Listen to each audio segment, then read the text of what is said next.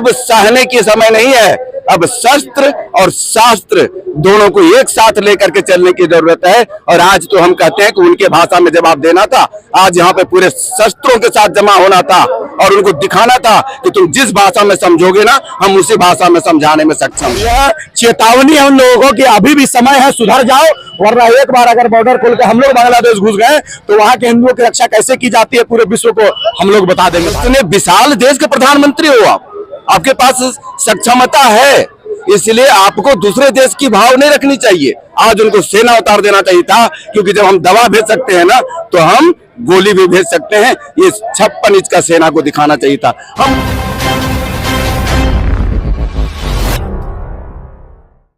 और आप देख रहे हैं न्यूज रांची में। इस वक्त मैं मौजूद हूँ मोरहाबादी मैदान में। आपको बता दें कि बांग्लादेश में हो रहे हिंदुओं पर अत्याचार को लेकर यहाँ पे हजारों संख्या में लोग निकले हैं और प्रदर्शन कर रहे हैं। आइए सीधा उनसे जुड़ते हैं, बातचीत करते, जानते क्या कुछ उनका कहना है। पूरे विश्व को मैसेज देना चाह रहा है झारखंड का हिंदू समाज कि हम सोए नहीं हैं और आज के पहले जो भी ये करते रहे हैं ये जिहादी, आज उन्हें जगाना चाहते हैं और ये संदेश हम पूरा मोहम्मद यूनुस के कान तक पहुंचाना चाहते हैं कि हिंदू समाज सोया नहीं, जो तुम्हारे यहाँ अत्याचार हो रहा है और वो मुंह में दही डालकर जो अपना बंद करके बैठा है, तो जागो, अन्यथा जगा दिए जाओगे।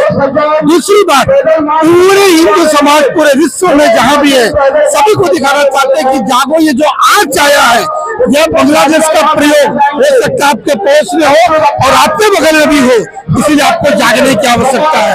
आज ये आक्रोश प्रदर्शित करते हुए हम यहाँ से पूरे शहर होते हुए महामहिम राज्यपाल तक जाएंगे, वहाँ हम प्रतिवेदन देंगे उन्हें कि आप भी अपना उसको अग्रसारित करें कि माननीय राष्ट्रपति महोदय को प्रधानमंत्री तक पहुंचाए। सरकार अपना कार्य कर रही है, हमने अपने ढंग से कहा है, हमारे अधिकार की है,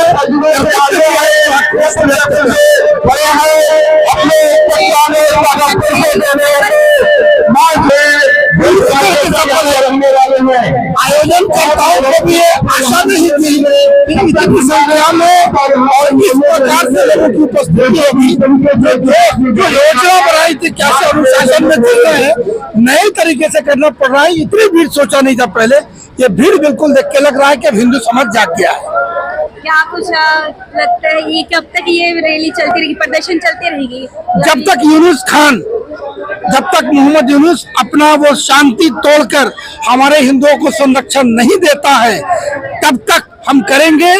और संयुक्त राष्ट्र हो या मानवाधिकार संघ हो, इन सबों को भी जगाना चाहते हैं कि जागो, अन्यथा हम अपना दूसरा रुख भी अख्तियार करेंगे, किंतु अब हम शांत बैठने वाले नहीं है।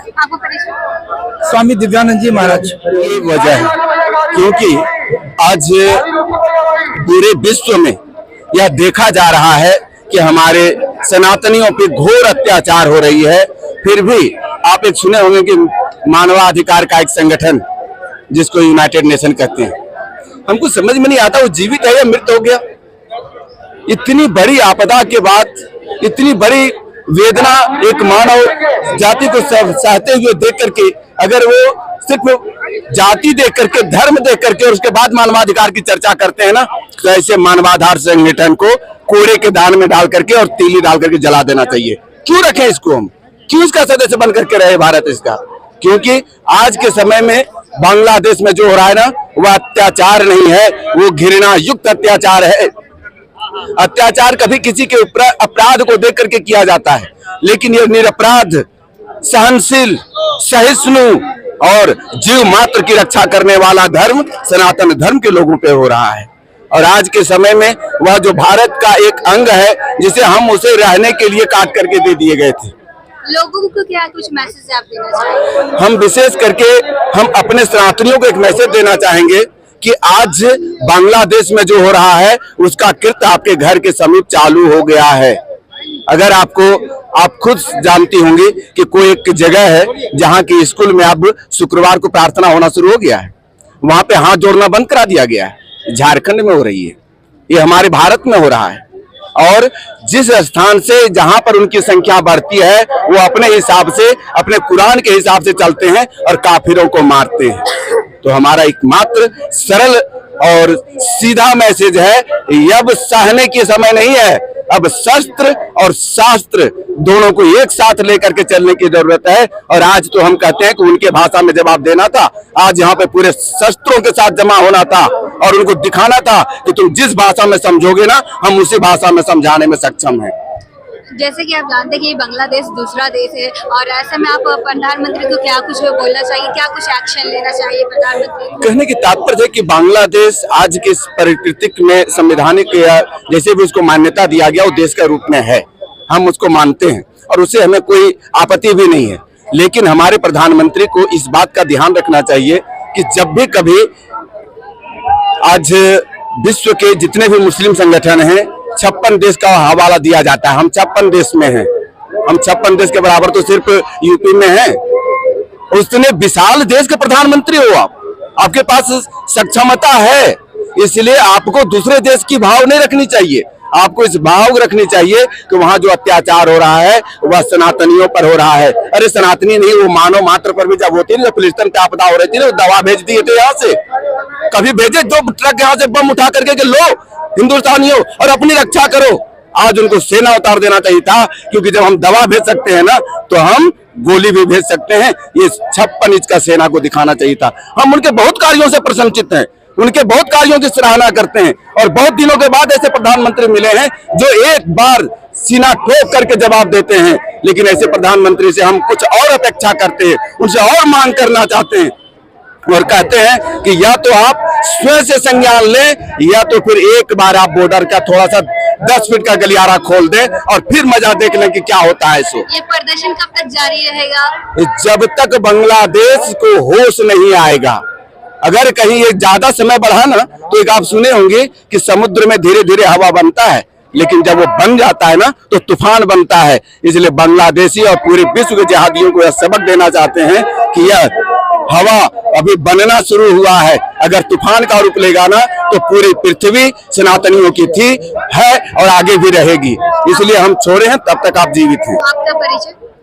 हम धर्म जागरण शिवाजी महानगर का संयोजक हैं और ऐसी एक सनातनी। भैरव सिंह जी, आप क्या कुछ कहना चाहेंगे? यहाँ पे लोग रैलियां निकाली है बांग्लादेश में हिंदू। ये रैली नहीं है, पहले अपने शब्दों का चयन आप किया कीजिए पूछने से। ये रैली नहीं है, यह संगठित हिंदू समाज के शक्ति का प्रदर्शन है, जिसको देख करके और जो है कलेजा कांपने वाला है बांग्लादेश के मुसलमानों का।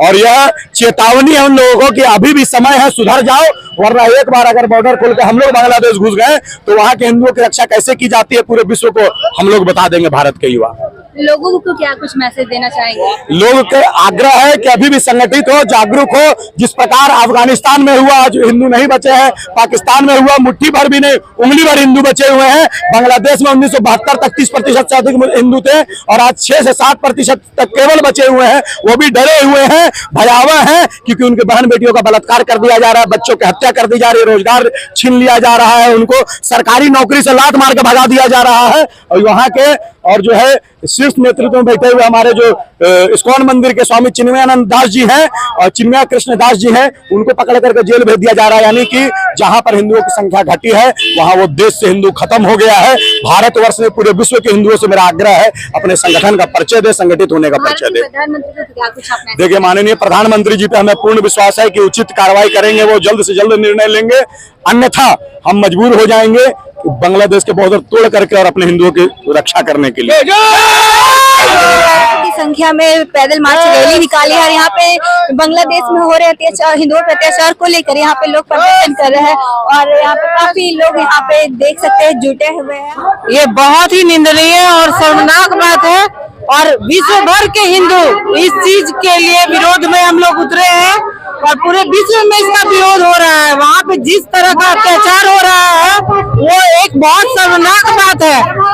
हम लोग सभी हिंदू संयुक्त राष्ट्र से ये मांग करते हैं कि सभी धर्म का जो ये लोग सम्मान करने का बात करते हैं, तो जितने भी बांग्लादेश में हिंदू हैं उनके साथ में सभी लोग खड़े हैं। इसी मांग के साथ में आज हम लोग यहाँ से राजभवन तक जाएंगे और राज्यपाल जी को ज्ञापन सौंपेंगे कि ये बात देश दुनिया तक पहुँचे और संयुक्त राष्ट्र में इसका असर हो। पैदल मार्च निकाल रहे हैं प्रदर्शन। हाँ, हम सभी पैदल यहाँ से जाएंगे राजभवन तक, सिर्फ हिंदुओं के लिए। हमारे देश की प्रधानमंत्री को आप क्या प्रधानमंत्री तक ये बात पहुंचे, इसलिए पूरे राज्य में इस तरह की हिंदुओं लोग अपना ये रैली और आक्रोश प्रदर्शन कर रहे हैं। आज नहीं तो कल इसका सुनवाई जरूर होगा। मोदी जी ऐसे भी सभी सनातनियों का रक्षा करने के लिए बाध्य हैं। जैसे कि आप लोग जानते हैं कि हमारे देश में हिंदू मुस्लिम हो जो भी हो सब लोग मिलजुल के रहते हैं, उसके बाद भी बांग्लादेश में हिंदुओं पर अत्याचार हो रहा है, तो क्या हिंदुओं में अत्याचार नहीं होना चाहिए। आज हिंदुओं में अत्याचार इसलिए हो रहा है कि हम संगठित नहीं हैं। हम हर एक जगह अगर संगठित हो जाए तो कोई हिंदू को छू भी नहीं सकता, क्योंकि हिंदू का आबादी सब जगह बहुत है। हाँ, बांग्लादेश में कम है, लेकिन यहाँ का हिंदू ही वहाँ पर है, वहाँ का मुस्लिम यहाँ है। तो क्या हम लोग मुस्लिम पर अत्याचार करें, बांग्लादेशी पर अत्याचार करें? ऐसा नहीं ना करना चाहिए। हम अपने सनातन धर्म के हैं और सभी का आदर करते हैं। पूरी भूमि में जितने भी हिंदू है या मुस्लिम है या गैर है, सब हमारे इंसान और अधिकार के पात्र है। आज अत्याचार उस पर हो रहा है, आज झारखंड में ही अत्याचार हो रहा है। खुद हिंदू लड़कियां को मुसलमान लोग शादी करते हैं, उन्हें मूर्ति पूजा करने नहीं देते, लेकिन हिंदू लड़कियां जाती है मुस्लिम के पास तो क्या करती है, उनका नाम रखती है और फिर अपना नाम हिंदू रखती है और खाती है, पीती है, घूमती है, सब कुछ करती है और खुद हम उसका आदर करते हैं, हम उनको सम्मान करते हैं। ऐसा क्यों? क्योंकि हम में कमी है, हम हिंदुओं में कमी है। जिस दिन हिंदू समाज, हिंदू का औरतें, हिंदू का पुरुष जाग जाएंगे ना, उस दिन पूरी पृथ्वी हिंदुओं की होगी। सिर्फ हिंदुस्तानी नहीं, पूरी पृथ्वी में हिंदू का सम्मान होगा। आज भी हो रहा है और मोदी जी को हस्तक्षेप करना ही पड़ेगा। क्यों हिंदू पर अत्याचार होगा? जब वो बोलते हैं हिंदू राष्ट्र बनाएंगे भारत, तो भारत के जो लोग हैं हिंदू हैं उन पर उनको काम करना ही पड़ेगा। मेरा नाम हुआ ललिता मुखर्जी, मैं मानव अधिकार सेवा संस्थान की सचिव हूँ और मैं यहाँ पर सभी लोग हम लोग आए हुए हैं।